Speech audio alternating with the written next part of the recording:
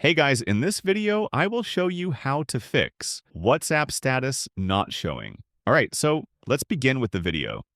This guide is kept broad so it can help, whether you can't see other people's statuses or your own status updates aren't appearing. First, close WhatsApp completely. Tap the menu or recent apps button on your phone and choose Close All to shut down all running apps.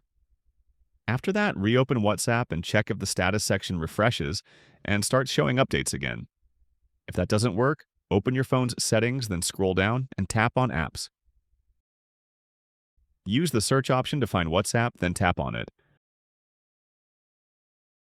Scroll down to Storage and then tap Clear Cache. After that, go back and tap. Force Stop, then reopen WhatsApp and see if the issue is resolved. If the problem still continues, open WhatsApp, go to Chats, tap the three dots in the top right, and open Settings. Scroll down to Chats, then select Chat Backup, and then tap Backup. Wait until the backup is complete, then close WhatsApp. Now, tap and hold the WhatsApp icon on your home screen. Choose Uninstall and Confirm.